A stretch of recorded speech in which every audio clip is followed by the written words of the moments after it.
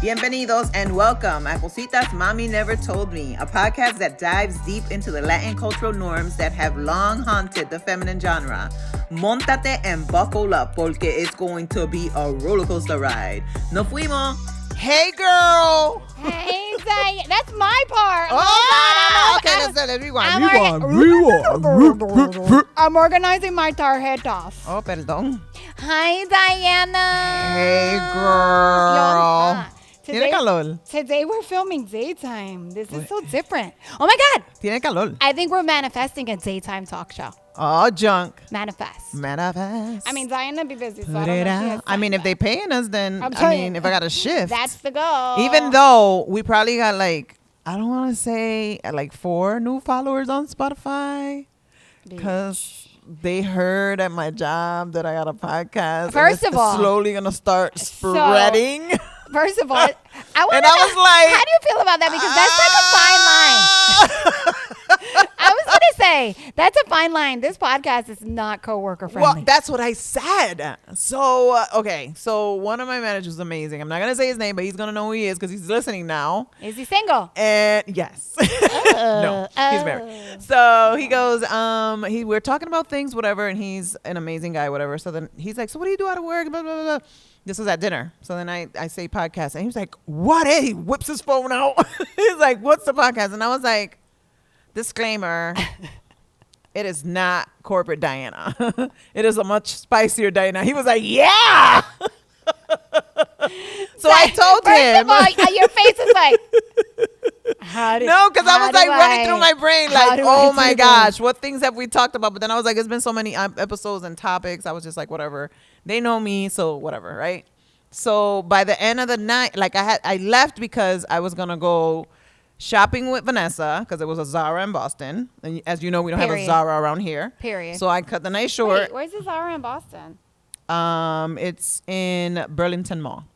It's a little cute mall that has mangoes and Never Sephora. been there. It's so cute, and it's close near Boston. It's close to Seaport, Boston. Stop. Yes. Oh. So me and Vanessa was like, this is a problem. It's 2 miles from the office. Right there. Problem. It's and mangoes is nice too. No. I went to Zara this summer in Spain, and I was like, I literally would take a trip here for a weekend to shop here, and it happened to land on their sale. Oh. Sis. Well, I bought a black fur for $88, which was crazy. Insane. So, but anyway, we went shopping. Then after that, we were going to go to meet some other friends. But I told him next day at work, fast forward, one of my coworkers comes up. He's like, so spread like wildfire. Oh my God. Well, he was Hi, so he said, you may have 4 more subscribers. And I was like, what are you talking about? He was like, Cositas. Cositas. And I was like, oh my God.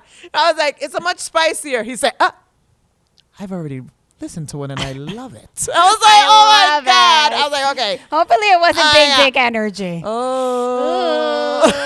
Or maybe it was. No, but I was thinking about that before because I know a couple people that listen, like Suhail Medina, I love you. But anyways, she told a few people, and one of them happens to be in HR, and she'd been listening. So then when I started working there, she was like, "Oh my God, I'm so happy to be." Oh Wait, I'm sorry. She listened to you before you started working there. Yeah. Because I met Suhail a long time before I started working there. No. I feel famous. And so she was like, "Oh my God," and I love your podcast, and I was like, "Don't talk about it." You work in HR. She was like, girl, what did you do out of work? It's none of my business. I was like, okay. But still unless you are. I was like, okay. Doing other things. Oh, I love that, though.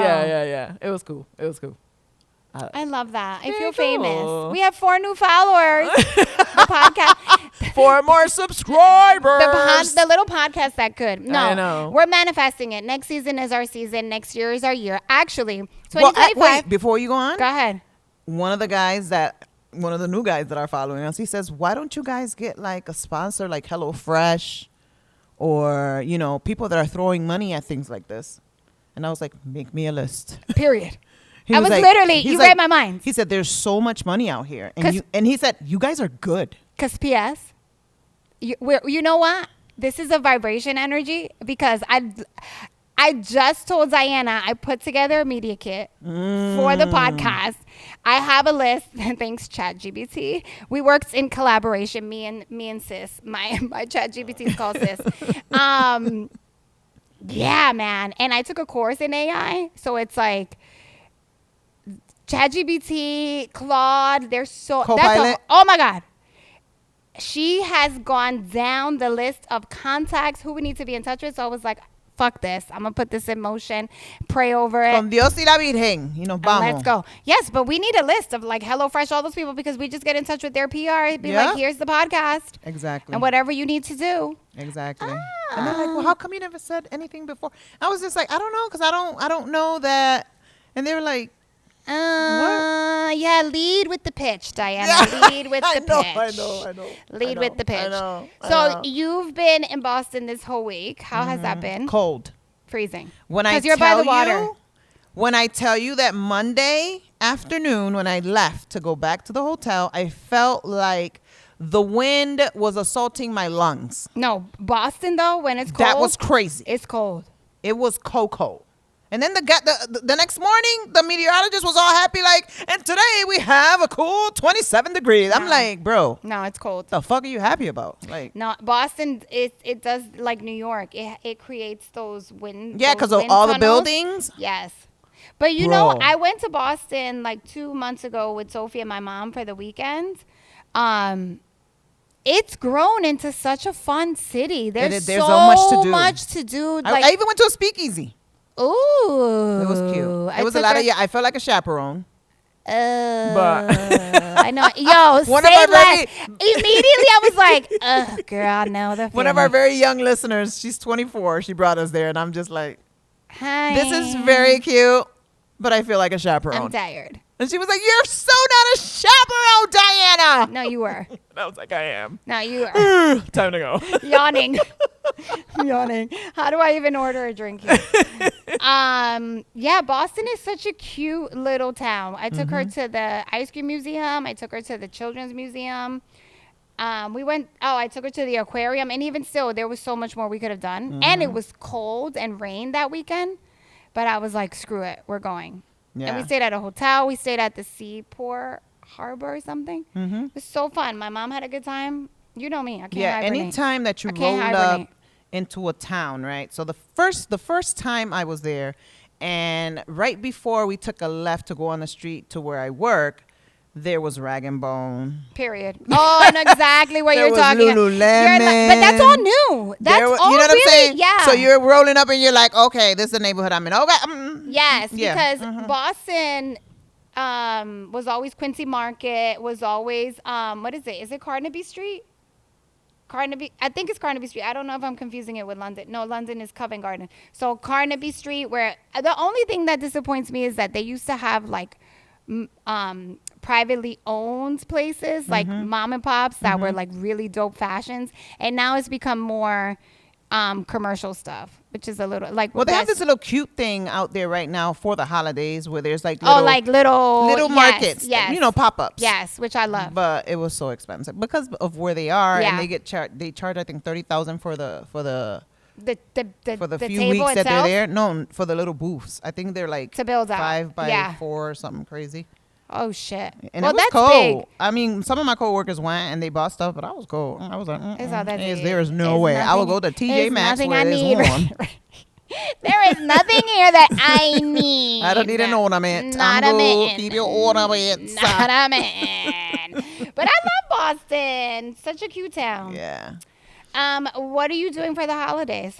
Staying home. My son's coming home from the Marines. That's exciting. He wants us to do Thanksgiving over, so I have to. No pressure. I said I'm not doing the whole Thanksgiving. I'll do some. I'm not doing a ham. What did he do for Thanksgiving? Nothing. They had Thanksgiving there, but like on the base. But he was like, "Can we just have some Thanksgiving?" I mean, how you gonna say no?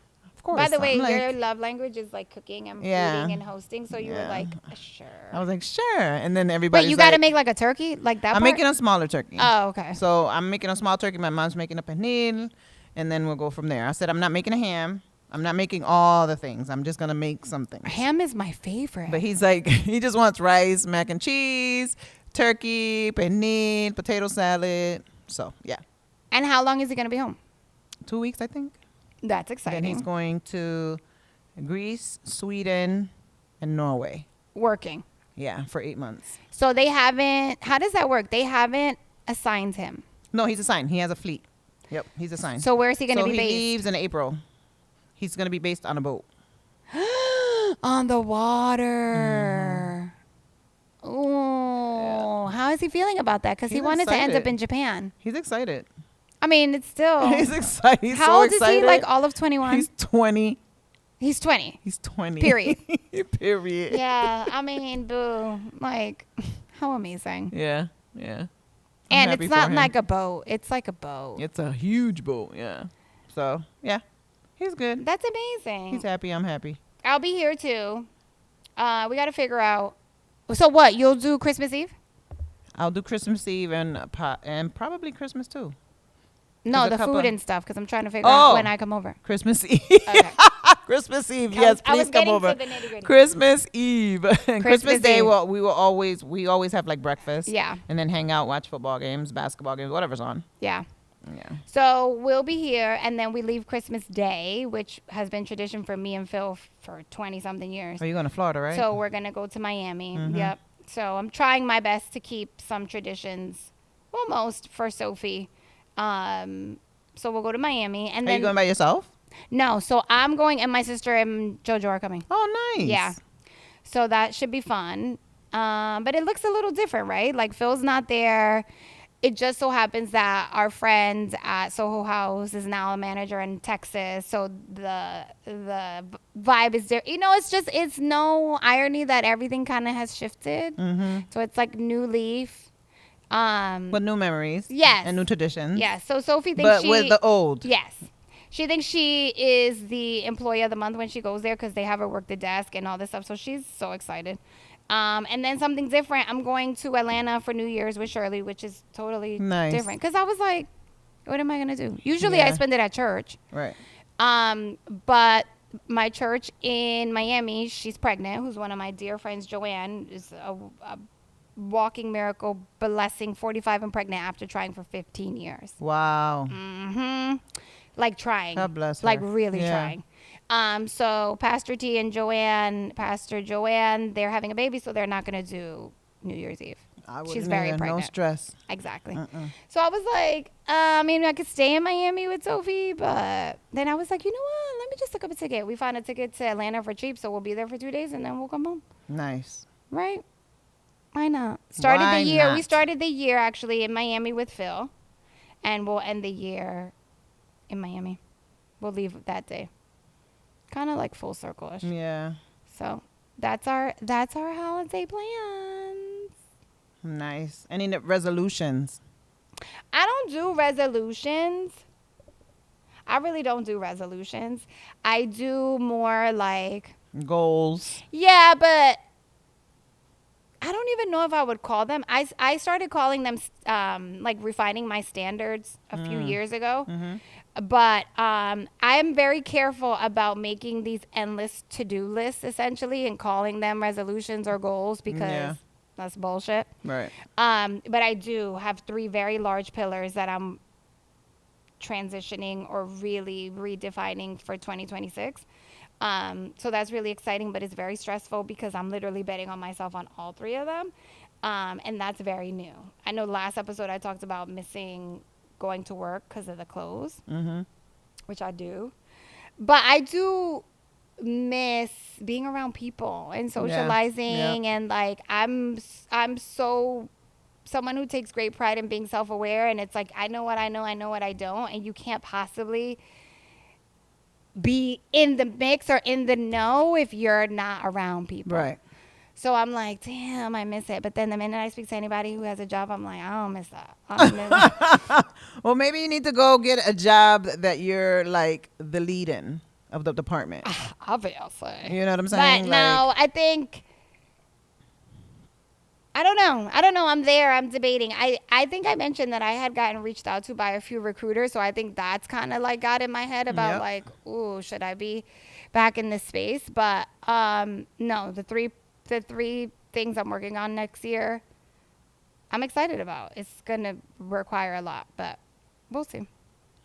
But no, as far as personal, I want to tap back into my spirituality and my relationship with God. I feel like my life has been so chaotic for the last few years, and it's like Phil used to say this thing of like, why do we go to God at the end? Why do we go to God? Why don't we go to God at the beginning when we always end up going to him at the end? And it's just like keeps replaying, and it's like I feel like I was in a season a few years ago where I was super spiritually connected, and I think that gave me a lot of strength getting through Phil's illness. But in his passing, I have been dealing with like a roller coaster of emotions, and I realized that I'm dealing with a lot of anger instead of like kind of just making peace with things. Right. So I've realized that, and I'm like, you know what? I need to focus on that. Like, my personal focus is that Sophie, myself, and you and I had this conversation actually like 2 months ago when I was having a day, and it's learning who I am without Phil. Because even though he was sick for years and kind of nobody knew about it, and he always called me his brain trust, it feels very different for him not to be here. Like, to just exist, you know what I'm saying? Right. Even though he wasn't, in the last few years he wasn't sharing much intellectually, but he always, I could pitch this plan and Phil would be like, you could do it. That's amazing. This constant cheerleader that I feel like I don't have anymore.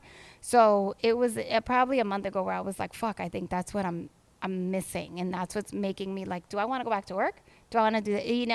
It's not having Phil to, it's like that reassurance. Yeah. And he's just physically not here. Right. So for me, it's like I need to go back to the beginning, like back to what really aligns me, which is my relationship with God. Do you set any goals? I got the same. I have to find a church, because once I start seeing like the commercial side of the church, it turns me so off. Girl. And I know they all have to have it, right? They have to keep the lights on. Woo! And all that stuff. And I think a show should be made about the big mega churches, but I know they probably wouldn't say everything. There are a few shows that happen. But it's crazy that you said that, because I just had this conversation last week about how it's so sad that church is one of people's biggest traumas. And the organization of church is one of people's biggest hesitations to just go.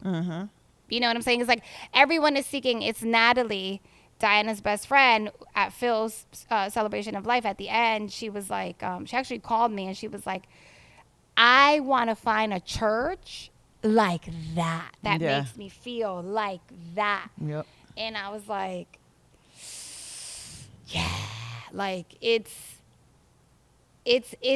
hard. It's almost like impossible. So hard. It's impossible. It's so hard. And then when you find a church home, because I've don't get me wrong, I've church hopped, and some people tell me that I shouldn't do that, and I was like, well, it's my journey, and it's what I want, what I'm looking for, where I feel safe. And there was a time where I went to one and I felt good, but then, like I said, I just started seeing the commercialized side of it. Yeah. And it turned me off so bad. But the spiritual cleansing, because, when I go to church, I cry like crazy. So the spiritual cleansing and all that stuff, and I need that. And it's crazy because one of the conversations that I remember having with Phil was that. Yeah. Telling me, Diana, as we was going to go get capurrias, because he always had a way of dropping gems, right? So he's just like, listen, what the hell these guys capurrias about over here at the beach. And I'm like, bro, if we're in Puerto Rico, they can't be bad. So that's not true. That's what he say. That's not true. Is there a way we could try these acapulcos before we buy them? And they all looking at him like, what? Nah. But and if you know that Puerto Ricans in Puerto Rico will probably be like, nope, you gotta buy it. But one of the things that sticks with me now is that he's like, Diana, everything in your life is amazing. Mm-hmm. I don't know if you know that. I said, no, I know that. He was like, all you need is God. Like, and that's just going to elevate, forget like everything else, like all the things. Think about all the things going on in your life. And I said, no, I know I'm blessed. I know I'm blessed with love, with kids, with health and all that stuff. I know that. But for me, I don't want somebody that is faking preaching to me. Yeah. You know what I'm saying? Because I have this gift of knowing when someone is not being authentic, whether or not they're being authentic. And not to say that the preachers are fake or whatever. Fine, whatever. I'm not saying that.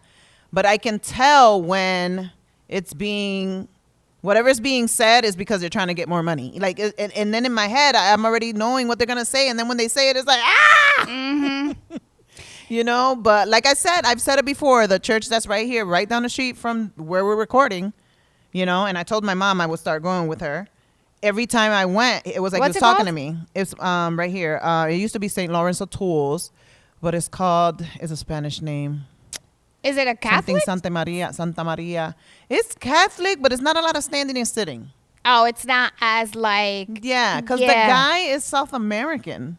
And he has like the most beautiful blue eyes, the pastor. Because when I saw him, I was just like, oh my God. And every time he spoke to me, it was just like, You thought he was talking you're to you. talking to me. Yeah. Yeah, like he would scan the crowd. And it felt like he was talking to every single person individually. It was so weird. Yeah. Like the message was amazing. Well, it's not So I weird. was It's like Holy Spirit speaking Yeah. to you. So I was telling my mom that I'm gonna start going. She was like, when? I was like, well, I'm not gonna tell you when because then you're gonna The start pressure. harassing me. The pressure. And I'm just gonna pop up. Pero so when tú I no pop ibas a la up, iglesia. Tú no ibas este domingo. and I told her I'm not gonna go every Sunday. Exactly. But we should do a church tour thing because I actually credit Phil with my spiritual depth now as an adult because it's probably been 20 years ago where he was so spiritually connected as far as like he could recite a Bible verse, like anything. What his actual relationship with God was is who is to know. You know what I'm saying? Our relationships spiritually are so personal and intimate that it's like nobody really knows. But I get what you're saying because I have been a part of churches. I have served on teams. And I feel like the biggest mistake happened when I started serving on team.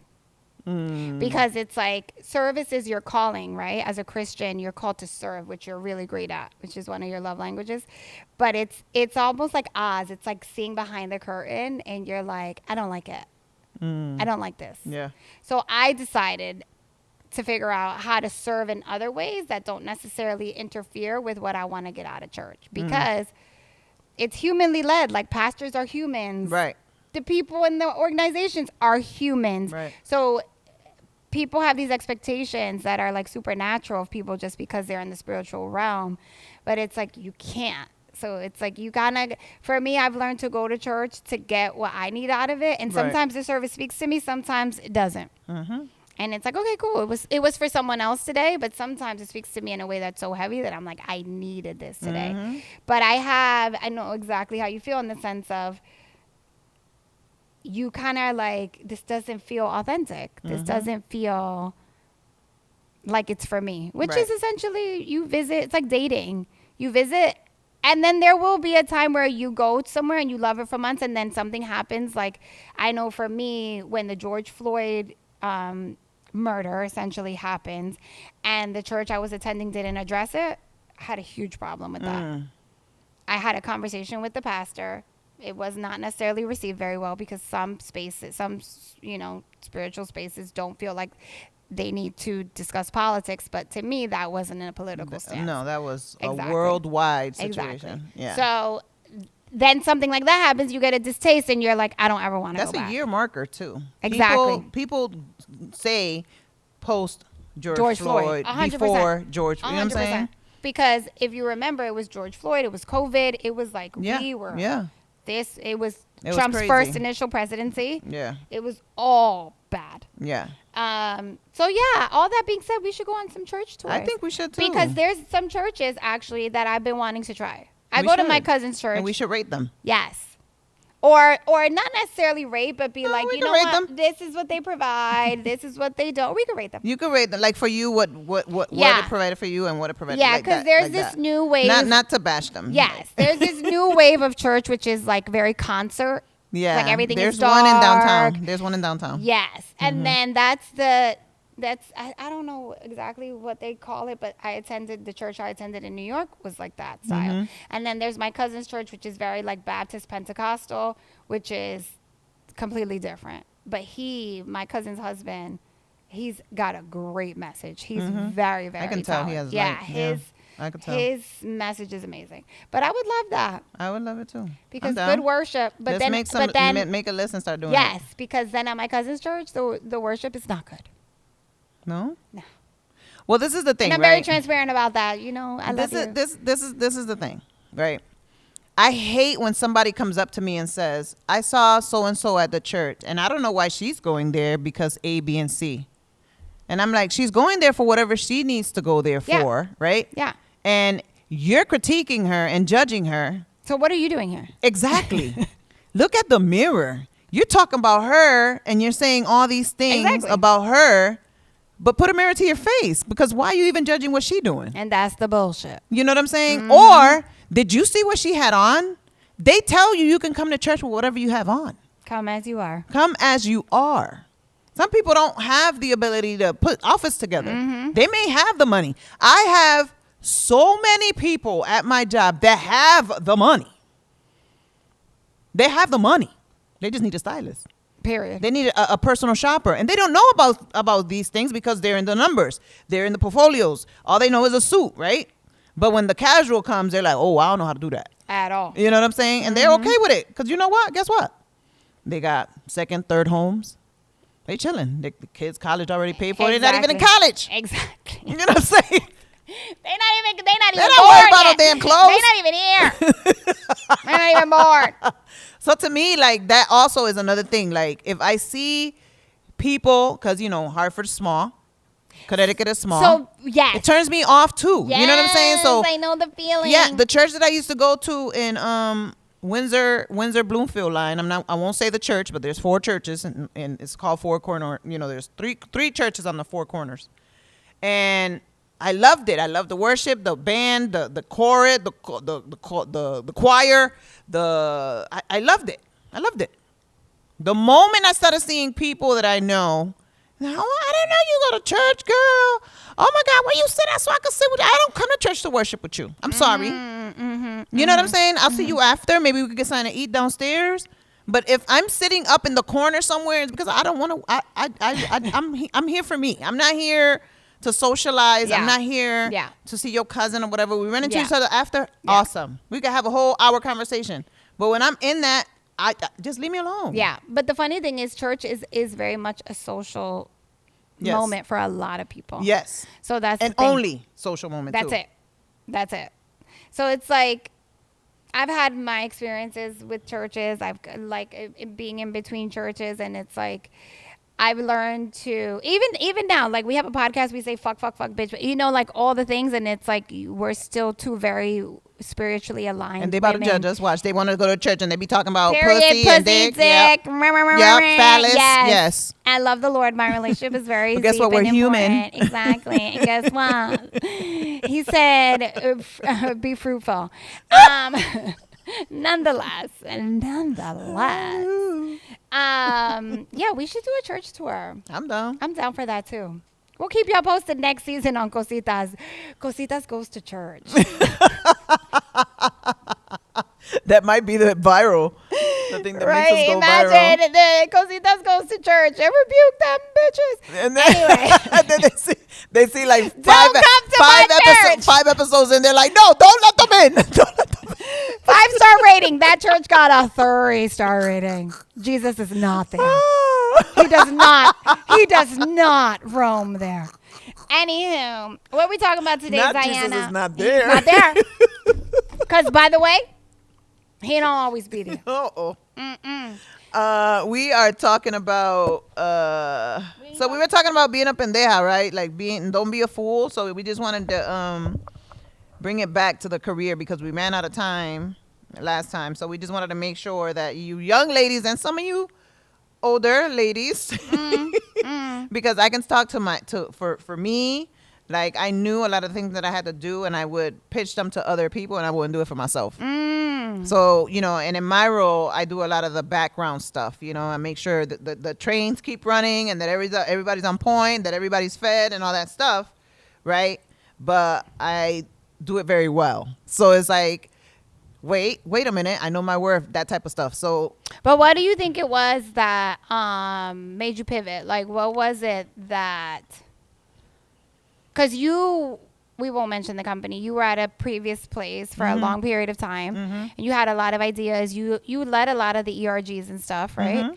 And then, but now I feel like your energy is completely different at this other place. Yes. Well, I shifted a lot at my other role, and I did a lot of laterals because that's one of the things, right? When you're making Means this lateral, same position or same pay, and sometimes you have to do that, right? To get out of where you are and get more experience somewhere else, but they don't necessarily have the budget. And if they explain that and you're okay with that, and that's usually a lateral move for me would be like 6 months to a year, and then you move on. Like, but that means for you get a new you get a new role, but not you've necessarily always been a right hand to senior people, right? So it's like a new senior person is coming in, or something like that. Right. Well, I started as like the lowest assistant ever, like just an admin. By the way, everybody does. Right. Yeah. See, assistant admin, which goes into senior admin, which goes into executive admin, then senior executive, then liaison, and all that stuff. So I've always been okay as long as the money was straight. Like, to me, I was like, we work for a financial company. Don't tell me A, B, and C, because let me tell you, I've been in these HR meetings, and I know that if you really want to give me the money, you can. Period. The money's there. You could pull from here. You could pull from. Hello, I did the budget. The money's there. Like, what are you talking about? You told me to shift $25,000 from here to put it over there for this new. What are we talking about here? It's funny that you say that because I was 22 probably when I started working for Puff. I know it's a name that should not be named now, but it's part of my career. And I'll never forget, I was making $28,000 a year. Literally. But at the time, was that a lot of money? It was not a lot of, no, it wasn't a lot of money. Okay. But I was living in New York. I was able to pay my rent. Okay. And $28,000. Nonetheless, the point is, I remember signing off probably 6 months in. First of all, a month in, I had to do a in-store appearance with Puff by myself in Miami. Talk about a month in. Talk about learning on the job. Talk about boot camp. But that's not the point of what we're talking about now. It's how humbling of an experience to sign off on an $85,000 billboard in Times Square at the time every month. And you were getting paid $28,000. And I'm getting paid $28,000. What the hell? Okay, bitch, but wait. That's one of wild. the invoices that my little signature was authorizing per month. I don't know if you remember, Puff used to have a billboard with his arm up in the air in Times Square, whatever. And that was in 2003-ish. That was $85,000 a month? At that time. Jeez. A month. So I'm signing $85,000 a month. I'm making $28,000, and I'm working breakfast, lunch, and dinner at this place. So I say that to say they got the money. They got the money. The money exists. The money is there. It's how do we transition into here? Yes. Which is funny. Fast forward 4.5 years, I worked for Puff. I ended up, I started at Sean John, ended up working on basically everything that was under the umbrella. And then when I decided to leave, because at that point I was literally making still $38,000 running the whole marketing department 4 years later, ready? But perception is reality. Also, I had been in a space where it was like I knew everyone in the business. At this point, I had so many relationships, whatever. That's what he's banking on, though. He can pay you $28,000 because because look your at all this exposure. Yeah. Look who you know. You're never gonna. And by the way, it worked. Yeah. It fed me. If I was there 4.5 years, then finally when I was like, you know what, I'm not gonna continue doing this. Like I'm literally running an entire department. I say all this to say, do you know the next job I got? They paid me 4 times my salary because they assumed. That's the first time I started making 6 figures. They assumed, and I let them. Yeah, absolutely. I let them assume that I was already making over $100,000. Bitch, I was not. But thank you. But thank you.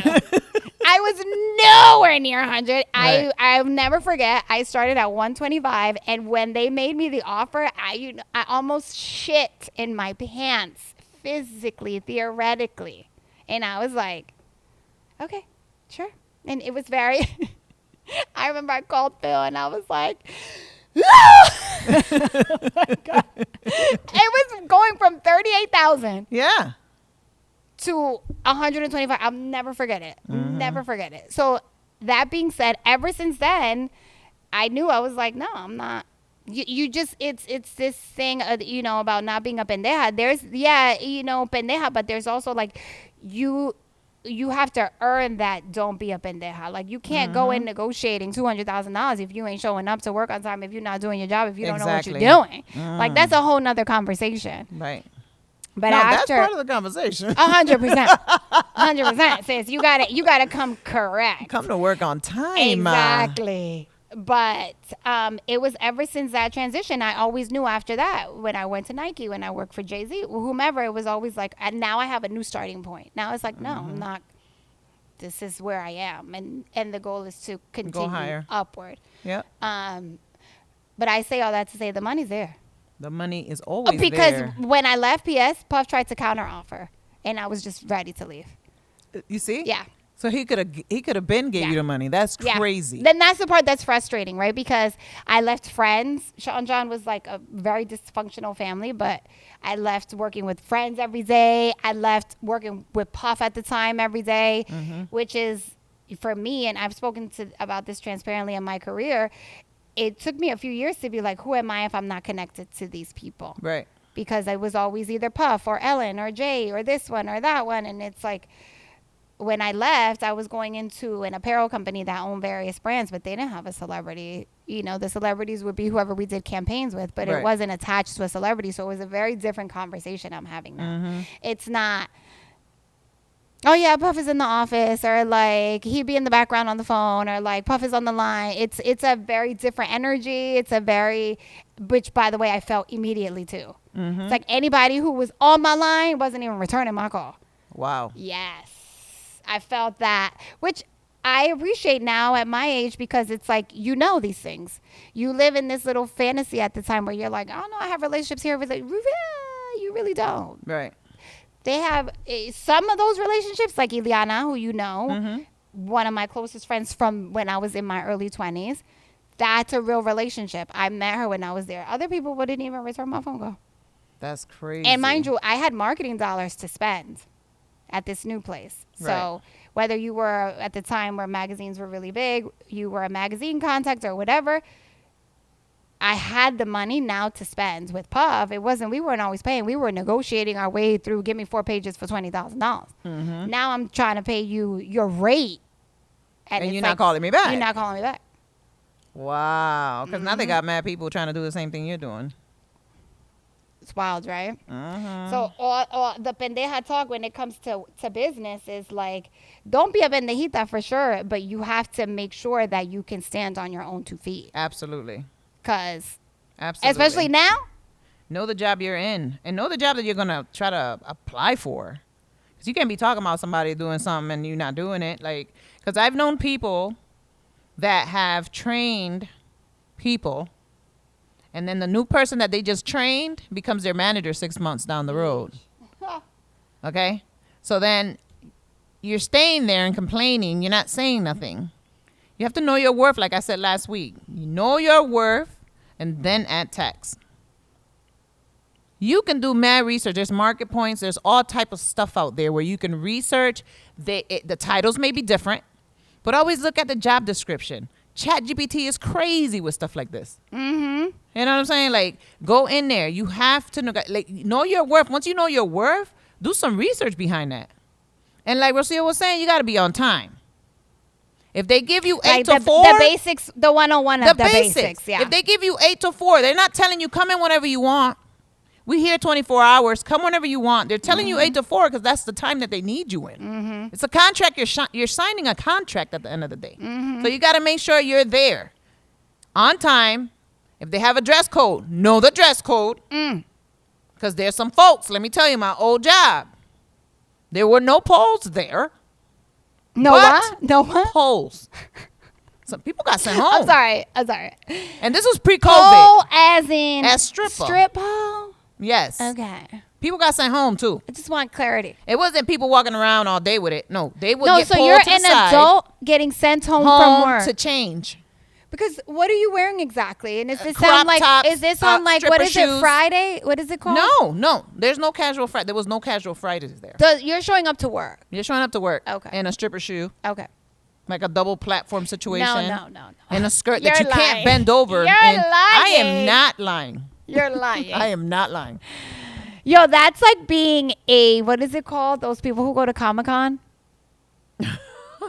Like the cartoons, characters. Yes, like Yeah. being really into Japanime Absolutely. and then just thinking Like that you anime, can show like, up yep. to work in and like some a of these costume. women looked amazing, and some of these guys look okay, but there was an exaggerated where this guy had like a shorter shirt, and his belly. He wasn't a big guy, but his belly was showing. Like whenever he would raise his hand to do, because he was in training, so he would raise his hand to write on the board, and people started complaining that they could see his stomach. I mean, it's not appeasing. So it's just like, so. It's uncomfortable. Yeah, it was uncomfortable for Yeah. people, right? So just knowing the one-on-ones, like you said, the basic The basic. basic It's that funny a lot of because- people don't know. Yeah, it's funny because for me, knock on wood, I've been really blessed throughout my career. So, but even like for instance, like I haven't had a position where I had to be somewhere at a certain time. But it's also like, bitch, don't show up at 11 because you don't have to be there at 9. You get what I'm saying? Like Right. it's very common sense. Right. Like when I worked for Ellen, I would set up so that my meetings, like with different partners, would be in the morning so that when I get to the office, I'm there for the rest of the day instead of like getting to the office, having to leave because what I do requires a lot of outside business. But it's that common sense thing of like, you also have to appear like you're working. Right. You know what I'm saying? Like when you're not in the office, which is why I believe that, this whole hybrid movement is moving more towards people having to come in. Yeah. Because it's this, yeah, you can work from home. I definitely think people can be productive from home, but there is something to be said about seeing people in a work environment and really being able to determine how they really perform. Right. You know what I'm saying? Right. But even me, like I would go to the gym sometimes during lunch, but then that day I would stay much later. Right. Because I still, work has to get done. You're Right. still providing productivity. But it's like, don't take this podcast and be like, I'm not going to be a pendejita. I deserve this, and I don't want to show up. That's not what No. we're saying. No. Arm yourself with, backstory. Like get research.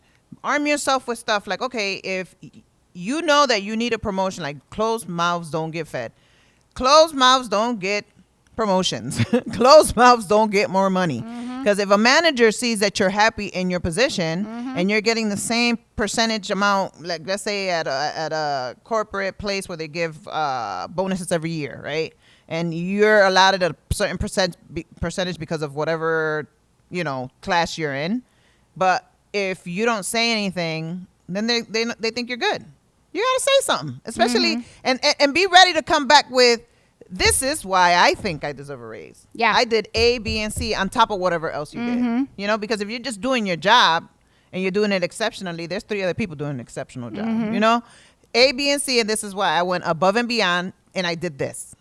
And I think that's why they have at least at the last 2 companies I've been with, markers where you have to have a mid-year and then a year. So like that, you're like putting a development plan together of the things that you think this is for them to track you. This is not for you. Period. Do you guys I hated these where you have to evaluate yourself. No, you just you're pretty much just putting your development plan of what you think you're going to be doing. Well, that makes sense. I hated these things where you evaluate yourself. And then you sit with your boss. I mean, at the end, you who say evaluates at you. the end, after you put the development together, it says something like, "What do you think you should be rated?" And I'm always like, "I'm ready 110%. Oh, I'm ready to bet. 110%. Let's collaborate. I need to be the here. president. CEO, bitch. I'm confused. Don't have me rate myself. Why you asking? You should know. Period. But you mentioned something about AI, which I think is very interesting. I have learned to embrace AI. A lot of people have become scared of it. And I was having this conversation, ironically, this week, actually. It's funny because AI, I think in the creative space is a little different. I think there could be a little fear if you're a writer or something, even though, again, AI can't create anything that it's not requested to put together. But I think there's something beautiful about the options of AI because it allows you to be more thoughtful at a time socially where it's so busy and chaotic. There's so much shit going on. For me, my AI, her name is Sis, but she gives me a lot of the initial stuff, and then I have to put the meat and potatoes to everything. So I say use AI as a tool, but you can't then be stupid enough to use AI as everything. Right. Because it's also okay, what good is AI? She puts a whole business plan together, but you don't understand any of the terminology in it. You're not familiar with it. You don't have the experience in it. That shit is going to crumble very quickly. Right. So use the tools like AI, I use Claude for a lot of bigger presentations. I use a lot of these tools to further enhance what I already know, what I already bring to the table, and what I have in experience. Right. But don't be out here plagiarizing. You about to get caught. You about to get called out as a fraud. Like she said, as an assist, not as your main. But also, if AI is something that you're not familiar with, and take a class. Period. I just told Diana before we started. Or maybe I said it on air. I took a course, and I want to actually take a more in-depth one. On AI, because I was it's happening. Yeah, it's everywhere. Why is everyone ignoring it? It must really suck, though, to be a student, in college with AI right now, because I would just want AI to do all my shit. Yeah, but they have a software. I know. Yeah, they have software. They have softwares that now highlight and determine whether it's AI or whatever. Not, yeah. But it's that would be me. I wanted to do all my shit. What's the research question? Now you don't even need an assistant to take notes or minutes because wild. As long as you have Zoom, it does the AI does it for you. The bitch organize it. So you could have started talking about let's say we're having a baby conversation, a new baby product, and you started talking about diapers and then went in to talk about baby bottles and then went in to talk about the stores. The notes at the end will organize it in a way that makes sense versus how the conversation flowed. Right. Crazy. But how amazing. That's what I'm saying. How many notebooks I have with notes? I had a meeting today talking about a Three Kings celebration for next year. Period. Right? We talked about that. Then we started chit-chatting about what I did in Boston, what she did, because she was off. And then blah, blah, blah, blah, blah. Then we went back to the celebration. Then we talked about something she's doing to her hair. And then she was commenting on mine on the Zoom. This was our meeting, right? Just me and her, whatever. When I read the notes, it was all the work stuff and then all the chat. all the chat at the bottom. I'm like, oh, okay. Yeah, so don't be afraid of AI. Yeah. If you were to have a mentee, right? What would be 3 things that you would advise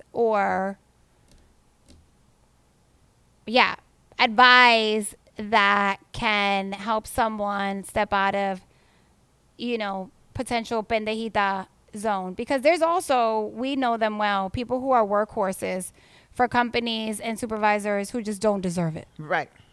They're supervisors and I should be supervising nobody. Period. We said that last week. That's and I did say that last week where I was I don't miss potentially working for someone who knows absolutely nothing. Mm-hmm.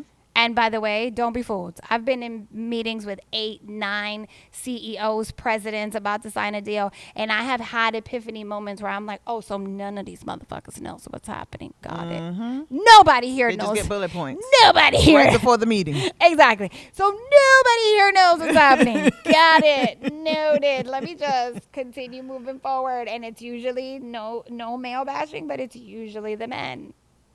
Usually white men. They know nothing. But it's again, we're like just massaged into believing, oh, he's the CEO. He must be so smart. He must. No, bitch, it's not always that.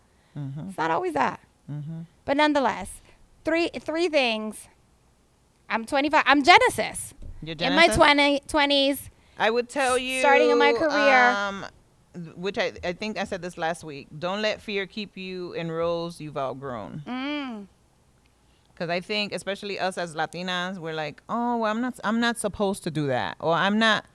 That's not part of my job. I didn't come here to do that role. Oh, that's not part of my job description. You know, don't let fear of trying to do something else. To me, like, I think every job I've gotten is because I've always said, I've never said that. I've never said that's not my job. I always say, you know what, let me try to do that. You know, right now in the role I'm in, I've spoken to other people in my department. I'm like, hey, can I job shadow you? Just a day. Let me see what you do. A few hours just to see, you know. And they're like, yeah, sure. And my manager's taking note of that. You know what I'm saying? I'm asking my manager, can I do that? Because you never know. Like, is there a transition plan for this person? What happens if something happened to her? Somebody going to do that role? You know what I'm saying? So it's like, I like to learn and know my other job, and even this one, when I go into set up meetings or whatever, AV's in there setting up. How do you troubleshoot? Can I look over your shoulder? You know, when they're fixing the copier. How you do that? So I could do it before the person get there. Like, we don't have to wait 2 or 3 hours. The meeting can continue. We don't have to wait a day or two. We can make the copies. You know what I'm saying? And copies, that was a long time ago. But you know what I'm saying? Like, because now there's very rarely a copy being made. But Wait, there's very rarely a what? a copy being made. Everything is so like. So yeah, do people even print on paper anymore? No, I know I do because I'm Me just too. old I'm school. old school. I'm old school. I was literally about to say. But these new school folks, nah, they my carry around an my iPad. home office, my printer she print all day. No, the people carry around an iPad. We tried that. Remember with Alyssa? Didn't work. We I got tried. an iPad. I play games on mine. We tried. We had a shout out to Alyssa, who was our intern a few seasons ago, and she had showed up to a meeting we had. She's in law school now, and she was like doing. Me and Dinah both looked at each other like, I want to do whatever she's doing. How She was she's like, doing. pop, pop, She pop. was like noting and typing and writing with her little. What is that pen thing called on The stylus? That shit on the. And then she sent it iPad. right to us. Sent it. Okay, son. That's it. Okay. So, what was that program? And I need it. And how does that work? So, lasted, like, got the all of one iPad, day. got the whole shit, For me, got the 'cause program. Bitch. I was like printing. Not I'm even a always day. getting them to print. Not even It a was day. like, somebody said, Diana, you like printing? I was like, mind your business. Not even a day. I paid for the app for the year, probably. Oh shit. Stupid. Not even a day. shit. Not even. I said, Alyssa, I can't. I need to see my shit. Like, I need to feel what my work day looks like. And I need my notes. And I'm old school, so I still print. Me too. The last two would say maintain a life outside of work, Work-life balance. work-life balance, which people. Not too much. Be careful on that one. Yeah, don't be putting. Also, like, anyway, that's a sidebar. I'll say it in a minute. But stop carrying people on your back. Like. Don't So do that. wait, go a little deeper on that. So if I'm a junior person and I'm social media manager, I'm in my 20s, I'm looking to grow, I don't know exactly, how would I be carrying someone on my back? Like the example that I gave earlier, how you're training the next person, but then they become your manager, but you never said nothing, so they think you happy in your role. But that comes with boundaries, right? The boundaries. We talked about boundaries. We always talk about I boundaries. mean, this show on should be this called show. like Cositas Mami Never got a Told Me whole- Self-Love Boundaries. Yeah, we have a whole couple episodes about boundaries. Yes. So go back to those, but boundaries. Yes. You demand respect at work. Don't let people dump on you. People will do it too. People will do it, especially if you're brand new to the department. It doesn't matter if you're an admin. If it doesn't matter if you're a junior person, you could be, you know what I'm saying? Like you could be whatever. And they'll, let me see what I could get away with. 100%. Because that just like there's lazy people, there's lazy people everywhere that get away with stuff. Like they just coasting through life. It's just like when you're in high school or middle school, you get a group project and there's always one or two that didn't do shit on the Right, project. right. And no, they're not doing shit. and still show up for presentation day and want to act that day like they were involved, that's not what we're doing. I'm the translator at work, though. I'll call somebody out. Oh, I'm sure. I was like, why are you gripping your teeth at that? I will say this. I've lived through like 5 acquisitions, which essentially means the companies have been bought out. And it's a very humbling experience to be a senior person. And I remember I was younger. I was younger in my career, and I thought I could take everything with me. And I couldn't. But I mean, I didn't get in trouble. It was already a transition, and it was basically an acquisition. Is like they come in, they basically everyone. Thank you so much for everything you've done. We have our team of people. It's usually these VCs come in. They have people in roles, and I was like, damn, I need to become that because these people always have jobs. They're like, they that's the team, and we land somewhere else, and then we land somewhere else, and we just take over this business, and we fucking root it. So it's a very humbling experience to have to be like, here's everything I do, all my relationships, everything I've built, and the relationships. I'm leaving in 2 weeks. Jesus. So when I left Ellen, that I literally left an entire Bible of relationships, of licensees, of everything, all contracts. And I was like, you know what? There you go. Damn. And that wasn't an acquisition. That was me leaving on my own. When Nike sold Cole Haan, it was like, it didn't matter how good you were. We all got let go. From the president, I was a VP at the time, you just get let go. It's like, so you can either leave the information or you can take it, but even back then. But then it's like infringement or something. Yeah, right? and even back then, it's like they could look up everything you've done on your computer since the first tick. Yeah. So like they're either going to do the back work or you could just leave the information. It's not that deep at this point. It goes back to, did you establish relationships that are strong enough that when you leave, it doesn't matter. They leave with you. Yep. It doesn't matter. So damn. Three things. Don't carry people on your back, which basically means don't let the bitch who didn't do the work get the A. Because I can name a few of them. It's the worst Don't feeling. let fear keep you in roles that you've outgrown. How do you know you've outgrown a role? I think if you've been in a role more than 5 to 6 years, like I've been in my same role for about 20 to 25 years, right? But I go in different departments.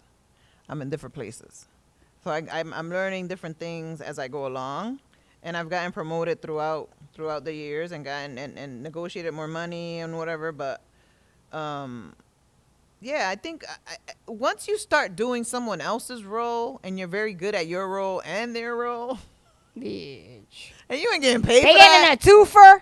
Yeah, you're not It's getting a paid problem. for it. There's so many people I know, especially growing up, that had 2 or 3 roles and they were getting paid for like the lowest role. Always. You know, and then they try to leave, and like you said, Puff try to counter offer, and you're like, well, it's too late now. No. At that point, though, I was also very young. I may have made a different decision a little older, or maybe not. But at that point, it was pride. It was like, oh, hell no. I'm here 4.5 years, and now you want to? I was working at a political office doing HR stuff, doing, oh my God, constituent stuff, doing my job, and then running like new employee things for the whole city. Like, I don't work in HR. It's like, just because you can don't mean you should. I mean, there's a but I was younger, and I was like, okay, I'm eager. I'm gonna learn all these yeah, things, and they just kept bringing stuff. Yeah. When I left, they replaced me with 3 other people. Of course. And it's just like, you could have just gave me $20,000 more. That's all I was asking for. Nothing. Nothing, Drop in the bucket. which I With know taxes, now is nothing. It's like $9,000. Yeah. In your check. Which I know now is nothing. Nothing. So, It's funny because my girlfriend recently got laid off, and she's starting her independent thing, entrepreneurial journey. So she's calling me. But it's crazy that it's still happening very much. I think it's just always going to continue to happen. I think it's just more highlighted now because I really think since COVID, a lot of people, it's not that I don't want to be offensive, but I don't think people want to work. right. I think people, I don't know what happened during COVID where people are just like, a little entitled, and they're like, I don't Lazy want to as hell. go. What Yeah, you exactly. mean? I don't want to go to work. I don't want to show up People at a job. I lazy don't. and it's like- emotional. yeah, so I feel like COVID happened. Social media took off. It's creating this whole new beast of like everyone thinks they're an influencer when really 0.001%. 0.001%, the number of people on social media, that's TikTok, that's Instagram, that's all of them, are the people who are actually making money and making a living. Like the percentage is Tiny. Also, what we don't see, and having worked with a few influencers myself, the amount of hours and work they put into it is Crazy. It's a job. insanity. But what I was echoing is that what you said that you had to do when you worked at that political office is still happening, but in a bigger way, and people are getting paid less and less and less. Yep. So it's companies are going younger. They're skewing more vulnerable. Like the job is this, and you're gonna get paid this. When really we look at a job description, I'm like, that's like 4 people, but it's not happening. So it's about. Yeah, you know, if you're transitioning to a new place, sometimes you got to do the bid.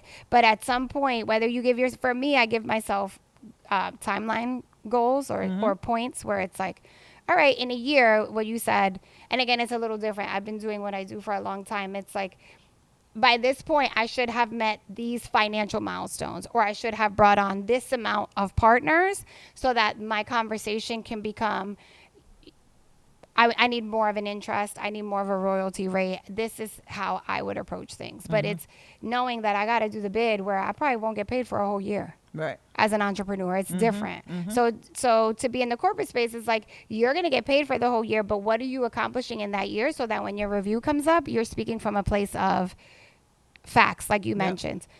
Even when you're not in finance, numbers work very well, I've learned. So I've never worked in finance, but at the end of the year, have sales increased? What did I do to change the visual on a website?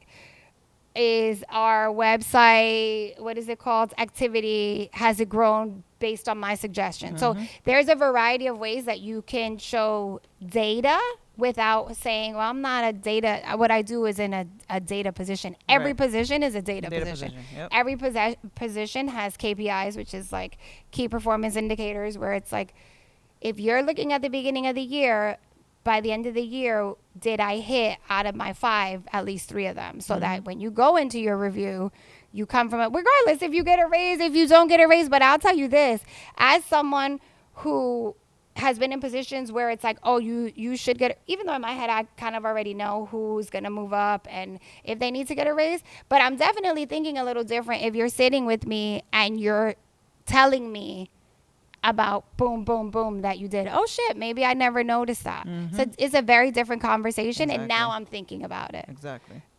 So there's ways to equip yourself so that you don't, like Diana said, allow yourself to be in a position that you've outgrown, especially staying way too long. Right. And don't be fooled by the HR, human resources, right? Because at the end of the day, human resources is employed by the company, so it is for the company. So I mean, not to mention human resources at the Coldplay concert was the one fucking the CEO. Nonetheless. But document everything. I say that to say Exactly. to Protect document yourself. everything. So those are the receipts, right? Because that's the new thing. Oh, receipts. Those are the things that protect you. And don't be afraid to pivot or reinvent yourself. That's not only done in the artist or creative space. That's done everywhere. If you feel like corporate is not good for you, or if you feel like you could be better in creative and you can make a little bit more money, like, don't quit your corporate job. We're not saying that. Make sure that you have a plan, that you're going out and maybe doing that on the side. Like, I have friends that have jewelry lines. I have friends that paint and do all this stuff, and then they have multiple incomes coming in, and they're like, unless this is making me this much amount of money, I'm not quitting my job. Like, I got to keep my benefits. I have to do this and this and that, but they're still doing the thing that they love. But don't be afraid to pivot and do those things. A lot of people came out of COVID with like all these inspiration. Like, some people like blew up. Yeah. You know, with their fashion lines. Yeah, and all that corporate stuff. COVID forced you to like tap into your creativity. Yep. And the last thing I would say is advocate for yourself. Again, closed mouths do not get fed or promotions. Use the resources wherever you're working in. Be friends with everyone. If you know, you know. If you know, you know. You cannot just be like, oh, I don't like her. Oh, I don't like her. They ain't gonna like you. And then you're gonna be the one out. Exactly. Before we wrap it up, though, I had a rapid fire Hey, let's do it. that pertains to don't be pendejita overall, right? So today we talked about work, but you just mentioned one. So rapid fire, should I quit my job? Hey. Should I quit my job? Should you quit your job? No, I'm saying not me. But if someone's like, should I quit my job? Oh. If someone, Diana, you're supposed to say, if someone is no, says, bitch, don't quit your job. don't or quit your job. Like I just said, don't quit your job unless you have a backup plan. Don't just be like, I'm quitting my job. They're right. I should go do this. No, you should start to I know. do. I heard it on Cositas that I should quit. Start, you should start to do the things that you want to do. I have a girlfriend who has amazing taste when it comes to interior design. When I tell you, I was like, yo, you need to come with me to Marshall's and tell me what pieces I need to buy. So her eye is crazy. Her house looks like it should be in magazines. And she's like, I've always wanted to do this. And I was like, why don't you do it? Amazing. She was like, I don't know. I was like, well, maybe start doing things on the side. Start doing it for people. Let people, when they tell you that they're doing their kitchen or they're doing their bathroom and they don't know what to do, or they're doing their living room and they don't know what to do, say, hey, I can do it for this much amount of money. Yeah, and that's or how you start somewhere and create a portfolio. That's I told her, go on. If you go on YouTube, YouTube is the best freaking resource. And there's a lot of Okay. money to be made on YouTube. Oh my goodness, YouTube! Like before this podcast, and was Nancy Ruffin. Nancy Ruffin. She was the one that I was just like, oh, I don't know how to start a podcast, whatever. She helped me, and I did those with Diana, and it was amazing. But I did it, you know, and it was a lot of research and a lot of what microphone, what this, what that. And I was scared, and I didn't know what the hell I was doing. I was in my bedroom with like a curtain in the back and trying to make, so that the sound didn't carry, and I didn't know what the hell I was doing. But, I had a little bit of audience in Hartford, and I thought I was popping. Period. So I was like, but hey, clock it. Clock it. So don't be afraid, but don't quit your job. Make sure you get that mainstream income. Let that steep, because you got kids. If you got kids, Diana said, don't quit your job. But I will say this: don't quit your job, but know that there is another job out there. You know what I'm saying? Like, right. Also, don't. And this is just me. I might be entrepreneurially crazy, but it's like, don't stay somewhere that you are physically sick. Oh, I've yeah. done that. Yeah. I stayed at my last job 2 years too long, and for nothing, because you learn very quickly. You leave and these places continue on. Yep. You could have dedicated 20 years And to they a just gonna place, treat and then somebody one else the day same way. you get a paperweight, and they're like, "Thank you, we're having layoffs." But yet, on the right hand side, you see people getting hired. It's the craziest shit. Yeah. How shit works. Yeah. Rapid fire. This has nothing to do with work, but should I block him? It depends. No. It depends. I don't know. I've never really blocked anybody, so Damn. Rapid fire. Should I text him back? I always text back. I'm such a punk. No, you're not. No, You're a hard ass. No, I am. But the shit I text back. Oh. It could be a hard fuck you. Should I start over? Should I start over after 40? Absolutely. Why not? Right? Why Love not? it. Why not? I mean, you should start Again with over a plan, every though. day. Again with a plan. Don't just start over. Period. Don't just go out there and be like, I'm starting over. Yes, girl, because What are you starting, they though? not hiring. Because if you're 40 and you're trying to start like be a stripper or something, then that's different. Unless your body is bad. I mean, you know what? 'Cause that I've could be a always catch. That could be a niche. That could be a that's what I'm saying. I've always wanted to have like a men's strip club, but like all We've bodies. talked about this. Yes, all bodies. Yes, we've talked about Because there's some this. women, they don't like a hard body. They just like a nice little A girl, fupa. a little fupa, A little guy. dad bod, not me. Yeah. Not me. But we did have this conversation. A nice little fupa. Last one. Ready? We're going to close on this. She said, not me. Not me. But guess what? This is what I had for 25 years. Not me. Should I choose peace or Patty? Ooh, I'm going to say petty all the time. Yes. On that note, note. Because the petty might give you peace. The petty might give you peace. On that note, be petty. Don't be pendejita. If there was something that we didn't answer, maybe a question. I mean, y'all don't ever reach out to us. But that's gonna change because you're about to see. We're about to blow up. We blowing up. Our editing team and our floorboard and they're coming with us. Jose, you coming with us, Jose, when we blow up? We out. He said we out. Oh, happy birthday, Linda. Mike's wife. Happy birthday. Linda. Que linda. I love her.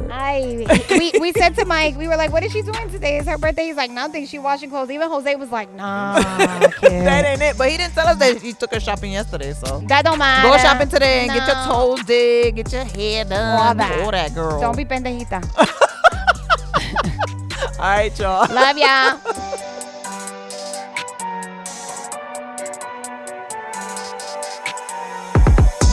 Bensam.com.